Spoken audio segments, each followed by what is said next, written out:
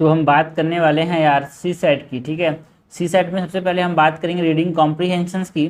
ठीक है, और रीडिंग कॉम्प्रीहेंशन तो पहले तो हम ट्रेंड एनालिसिस कर लेते हैं भाई कि हमारे पास यूपीएससी के अंदर क्वेश्चन कितने आ रहे हैं रीडिंग कॉम्प्रीहेंशन से। तो 2018 से अगर आप देखिए 2023 तक, 2023 देखो एवरेज जो नंबर रहा है वो है 27 क्वेश्चन तो हर साल लगभग आ रहे हैं। एंड इट इज़ 27 इंटू 2.5 कितना वेटेज हो रहा है यार, अराउंड 65 नंबर मार्क्स तो आराम से यहाँ पे हो जा रहे हैं। ठीक है, सो आप समझ सकते हो यार, अराउंड 65 नहीं भाई, ये 62.5 तो ऐसे हो जा रहा है, प्लस 5 कितना हो रहा है 67.5।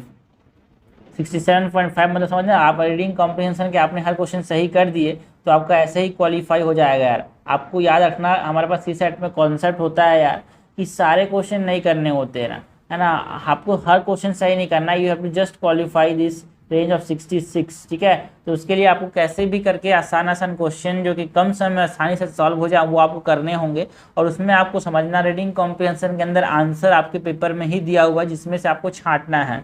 ठीक है, मैथ्स के अंदर रीजनिंग के अंदर आपको सॉल्व करना पड़ेगा जिसमें टाइम लग सकता है, बिकॉज आपको पता होगा कॉन्सेप्ट पता होगा कि नहीं पता कोई गारंटी नहीं है, बट हाँ रीडिंग कॉम्प्रिहेंशन के अंदर चीज़ें वही दी हुई है, उसी से आपको छांट के निकालना है। तो ये ट्रेंड हो गया भाई, नंबर ऑफ क्वेश्चन कौन है ना ईयर में कितने आ रहे हैं भाई, एंड कितने हमारे पास नंबर ऑफ क्वेश्चन तो देख लिया अब हमने। ठीक है, अब हम देखते हैं कि जो नंबर ऑफ क्वेश्चंस है मतलब जो पैसेज है उसमें एक पैसेज देखिए कितने क्वेश्चन आस्क किए जा रहे हैं।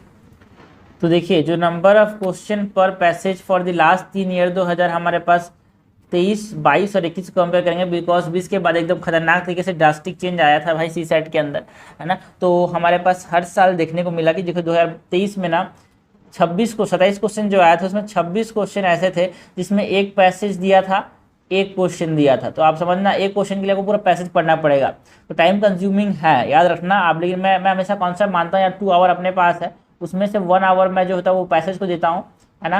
1 आवर हमको पैसेज करना चाहिए बिकॉज पैसेज के अंदर आंसर है। और 1 आवर देखो हमारा टारगेट क्या होना चाहिए भाई, हमको 66 लाना है ना यार। तो कैसे भी 40+ क्वेश्चन हमको सही करने हैं, 40+ क्वेश्चन हमको क्या करना है, करेक्ट करना है। तो अगर आप 50 क्वेश्चंस भी कर पा रहे हो एग्जाम में, है ना, तो अगर आप हर पैसेज करेंगे तो पैसेज में कंपेरेटिवली सही होने की क्वेश्चन के प्रोबेबिलिटी ज़्यादा होती है यार। तो 1 hour for passage and 1 hour for reasoning and aptitude और रीजनिंग एंड मैथ्स। ठीक है, ये हमारे पास ये फॉर्मूला बहुत लाभदायक होता है 66+ लाने के लिए। ठीक है, तो हम यहाँ पे क्या देख रहे थे, हम यहाँ पे देख रहे थे कि हमको हर साल देखने को मिल रहा है कि एक क्वेश्चन एक पैसेज वाला जो ट्रेंड है ना, वो मतलब एक पैसेज एक क्वेश्चन वाला जो ट्रेंड है वो बढ़ता जा रहा है यार। उसके बाद हम देखते हैं कि कितना लेंथ कितना है पैसेज का। तो देखो भाई 2023 के अंदर 2022 के अंदर आप समझना 160, 130, 40, 50 तो कम वर्ड वाले पैसेज भी नहीं है, तो एक तरह से आप समझना मीन वाले हैं यार, ज़्यादा भी नहीं और कम भी नहीं। 2023 के अंदर थोड़े से कम से छोटे हो गए स्टेटमेंट्स, मतलब जो हमारे पास जो लेंथ था पैसेज का या फिर जो वर्ड्स पर पैसेज था वो छोटे हो गए, बट 22 थोड़े लंबे आए थे भाई। अराउंड हमारे पास मैक्सिमम जो पैसेज थे वो हमारे पास कितने थे, 100 से 130 के बीच में था, बट यहाँ पे हमारे पास 70 से 100 शब्द के बीच में था 2023 में। ठीक है, तो एक तरह से आप समझना कि हाँ भाई पैसेज जो छोटे छोटे हो रहे हैं, 72 है ना 100 वर्ड्स के अगर पैसेज है तो वो थोड़े से छोटे हैं, थोड़े छोटे नहीं मैं बोल सकता हूँ कि यार कंपेरेटिवली जो पहले क्वेश्चन आते थे उससे कंपेरिजन छोटे हैं।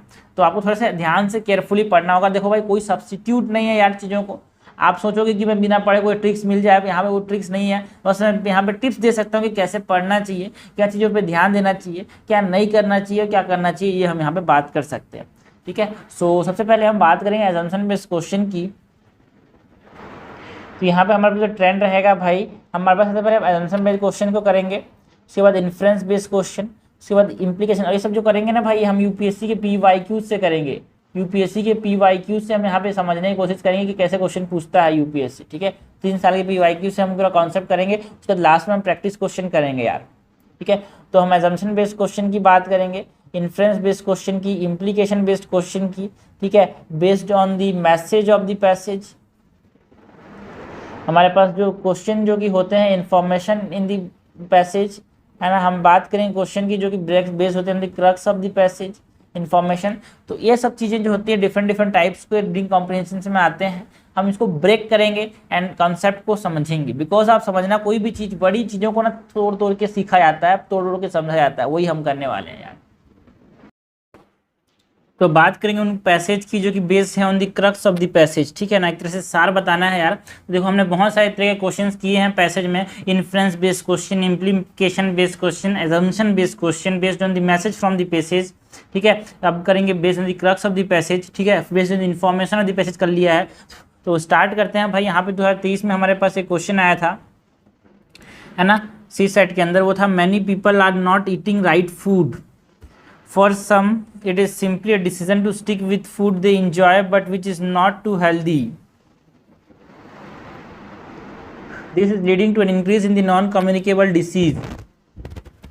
This in turn led to a major burden on the healthcare sector or healthcare system that have the potential to derail the economic progress which is essential for the poor to improve their lives. Further, it is about limited access to the nutritious food or lack of affordability, leading to monotonous diet that do not provide daily nutrient for their development or food for them to develop fully. Part of the reason nutrition is under threat worldwide is that our food system are not properly responding to nutritional needs. Somewhere along that long road from the farm to fork, there are serious status taking place. हमसे क्या पूछा गया, which of the following statement best reflect the crux of the passage. हमको crux of the passage बताना है, एक central theme बताना है, एक सेंट्रल आइडिया बताना है। भाई यहाँ पे जो हमारे पास सॉल्व करने का हमारे पास जो तरीका होता है कि आप समझो क्विकली स्कैनिंग जो है हम लोग जो करते हैं लोग, वो हमको अवॉइड करना है यार यहाँ पे, ठीक है। मतलब हमको की आइडिया को समझना है, बेसिक अंडरस्टैंडिंग हमारे पास की आइडिया की होनी चाहिए, ठीक है ना, जिससे हमारे पास एक तरह से अंडरस्टैंडिंग बने। उसके लिए आपको धीरे धीरे पढ़ना है यार, है ना। ज़्यादा सब कॉन्सेप्ट, सब चीज़ों का एक ही चीज़ है यार, सब पैसेज का एक ही कॉन्सेप्ट है कि अच्छे से पढ़ो, धीरे धीरे पढ़ो, है ना। जो नंबर है क्वेश्चन का वो बढ़ रहा है बट जो लेंथ है वो छोटा हो रहा है, तो आप समझो यार सामने आंसर है। तो मेरा हमारा जो वही स्ट्रेटेजी, 1 घंटा पैसेज पे 1 घंटा मैथ्स और रीजनिंग के। Crux of the passage, the scheme of universal basis income should be implemented worldwide as way of poverty elevation. देखो भाई ये कोई क्रक्स नहीं है। We must place food based nutrition at the centre for policy debate. बिल्कुल सही है, ये हो सकता है ना भाई। पहले सारे स्टेटमेंट पढ़ने के बाद ही आंसर पर देना। Nutritional status of food should be improve by creating appropriate genetically modified crops. ना भाई जीएमओ बनाने की बात नहीं की गई है पैसेज के अंदर। Our answer should be based on the passage only. हमारे जो प्री डिटरमाइंड या फिर प्री एग्जिस्टिंग जो नॉलेजेस हैं जीएस के ऊपर, वो हमको यहाँ पे अप्लाई नहीं करना है। Using modern food processing technologies we must fortify food items with required nutrient element. यार देखो ये हमारे पास मॉडर्न फूड प्रोसेसिंग इंडस्ट्री को इस्तेमाल करके फूड फोर्टिफिकेशन में बात नहीं की गई है। हमको क्या करना है, फूड बेस्ड न्यूट्रिशन पे ध्यान देना है, पॉलिसी मेकिंग करनी है, जिससे हमारे पास जो आज हम लोग खाना खा रहे हैं जिसमें न्यूट्रिशन तो नहीं है, उससे हम दूर जा पाएँ। अच्छा खाना खाएं ताकि न्यूट्रिशियस हो।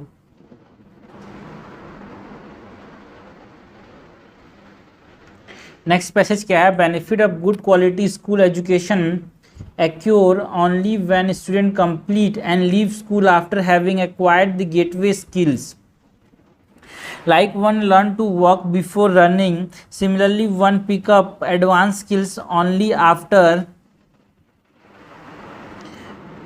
picking the basic foundational skills. The advent of the knowledge economy poses new challenges, and one of the severe consequences of having uneducated workforce will be our inability to keep pace with the global economy. Without strong learning foundation at the primary level, there can be no improvement in higher education or skill development. 2023 में question आया था भाई, हमको क्या बताना है यार,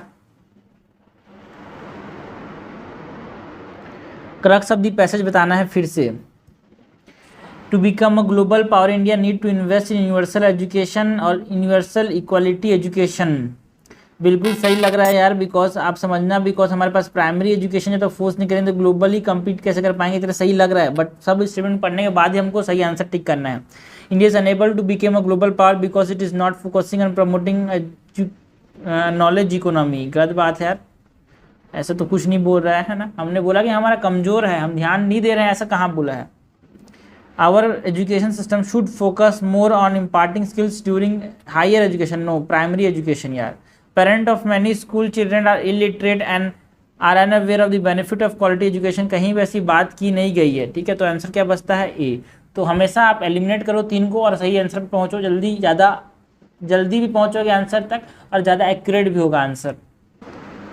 question number 28 है भाई, in an economic organisation allowing mankind to benefit by the productivity of machine should live or should lead to a very good life of leisure, and much leisure is apt to be tedious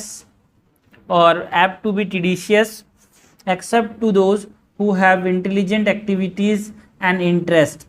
If a leisured population is to be happy, it must be an educated population and must be educated with a view to enjoyment as well as to direct usefulness of technical knowledge। 2022 में question आया था यार, हमसे क्या पूछा गया है, हमसे पूछा गया है which the following statement best reflect the underlying tone या फिर करक्स ऑफ द पैसेज की बात की जा रही है। Only educated population can best make use of the benefit of economic progress. रुक जाते हैं। All economic development should be aimed at creation of leisure, नहीं बोला गया है कहीं पे ऐसा। An increase in the educated population of the country lead to an increase in the happiness of the country है। अगर एजुकेटेड पॉपुलेशन बढ़ रहे हैं तो हैप्पीनेस बढ़ेगा, ऐसा कहीं लिखा हुआ नहीं है यार। Use of machine should be encourage in order to create large leisure population ना। तो देखो 3 गलत हो गए हैं, तो आंसर क्या बचता है A. Only educated population can make best use of the benefits of economic progress. Extreme word इसमें है बट ये करेक्ट है यार बाकी सबके मुकाबले। 2021 में सीसेट में क्वेश्चन आया था, aristocratic government ruins itself by limiting too narrowly the circles within which power is confined. Oligarchic government ruins itself by incessant scramble for immediate wealth, but even democracy ruins itself by excess democracy. It is, or its basic principle is equal to right of all to hold the office and determine public policy. This is at first glance a delightful arrangement. It becomes disastrous because the people are not properly equipped by education to select the best ruler and the wisest course. The people have no understanding, only repeat what their rulers are pleased to tell them. Such a democracy is tyranny or autocracy, प्लेटो ने कहा था। तो देखो मैं tips देता हूँ यार, जब भी से क्वेश्चन आए तो सोच पढ़ते जाओ अच्छे से, धीरे धीरे पढ़ते जाओ, समझ आएगा। उसके बाद क्वेश्चन जब बनाओगे ना 3 एलिमिनेट करो, उसमें एक बेस्ट आंसर को चूज करो। छोटे छोटे पैसेज आ रहे हैं आज के ज़माने में, है ना, धीरे पढ़ने की गलती मत करना यार। 1 घंटे में पैसेज कंप्लीट नहीं होगा, लगभग 27 से 25 पैसेज अगर आ रहे हैं तो 1 घंटे में नहीं होगा अगर धीरे पढ़ोगे तो।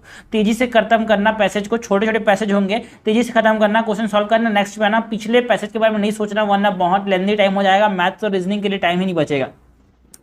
ठीक है, सो 29 के बाद हमारे पास जो क्वेश्चन है, क्या पूछा है हमसे, which of the following statement best reflect the crux of the passage. हमसे क्या पूछा गया, क्रक्स ऑफ द पैसेज के बारे में पूछा गया है। Human societies experiment with different forms of the government. देखो अगर आप इसको सही मानो तो ये नहीं है, बिकॉज यहाँ पे बोल रहा है कि डिफरेंट गवर्नमेंट डिफरेंट यहाँ पे क्या है, लिमिटेशंस हैं। Any form of government tend to deteriorate by excess of the basic principle. बिल्कुल सही बात है, ये सही लग रहा है, तो सही लग रहा है ये समझना। Education of all citizen ensure a perfect functional and sustainable democracy. Extreme हो गया भाई। Having a government is a necessary evil because tyranny is inherent in any form of the government. ऐसा नहीं है कि गवर्नमेंट होगा तो हर फॉर्म में ट्रेनिंग होगा, जहाँ पे एक्सेस चीज़ें हो जाती है ना। डेमोक्रेसी जब ज़्यादा डेमोक्रेसी हो जाता है, एरिस्टोक्रेटिक ज़्यादा एरिस्टोक्रेटिक हो जाता है, डिक्टेटरशिप ज़्यादा डिक्टेटरशिप की तरफ जाता है, तब जाके यहाँ पे है ना ट्रेनिंग देखने को मिलता है। So any form of the government, चाहे इट इज़ एरिस्टोक्रेटिक, चाहे इट इज़ डिक्टेटरशिप, चाहे इट इज़ है ना डेमोक्रेसी, हर जो गवर्नमेंट है वो अपने आप को ख़त्म कर देता है अगर वो ज़्यादा ही बेसिक प्रिंसिपल को फॉलो करे तो।